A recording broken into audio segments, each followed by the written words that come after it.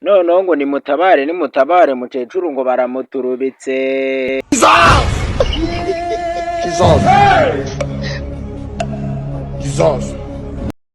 Kumbe yugi ngo umukaraza yazanye inzoga yishakira umupuri ayigamana. No. Aka gahungu ngo bari n'inshuti cyane ngo nuko birangije kari kamushegeye cyane ngo karangije kumva gashaka umupuri ayiga mukecuru yari yaramwimye umupuri koko. Reka nze nangire mwiyumvire.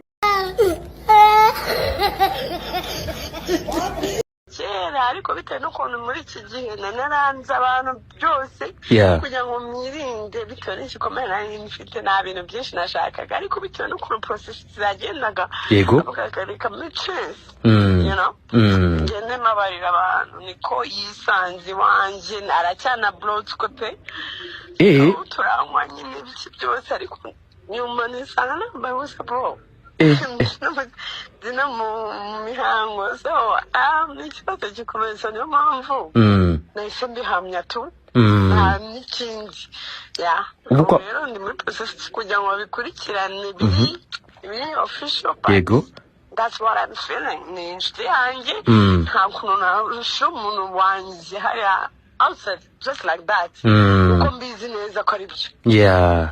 None se kwa muganga ubu urateganya gutangira process aka kanya cyangwa kandi ari bwo ndi kujyayo? Nibwo uri kujyayo. Okay. Hanyuma se we yahise agenda yancitse kandi na muganga rindira ubwo n'ukuri baransindishije ngo nakujya kuri ribu nasinzi kamere namwe yatirindira nemere neza tujye kuri ribu nubwo nari tayari ubundi njye bunango ndi mu buryo bwo kujya muri ruhame ngo biki n'ibiki namwe nkarindira ariko bitewe n'ibintu numva nakorewe reka turindire binjire mu butugende mani barancika tu. None se yari wenyine cyangwa wenda yari yaje ari kumwe n'abandi?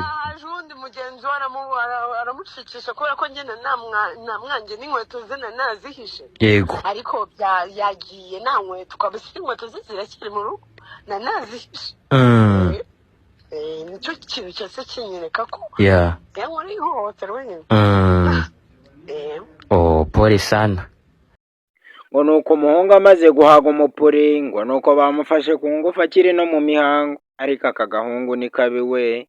Umupuri ngo kari kasheze koko nawe ngo wari wamushegesheje umwana arangije aragupfuka bya nyabyo.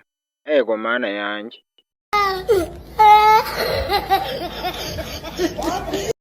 Ngo nuko umwana yabonye amaze kumupfuka ngo umukobwa yarari mu mihango ngakibona kimara kugarura ubuyange ngo umuhungu yahubutse n'ipantaro mu ntoki ngagenda n'inkweto arazita ayigamana. Ibi bintu biratangaje kandi yugiwe, ibi bintu biratangaje.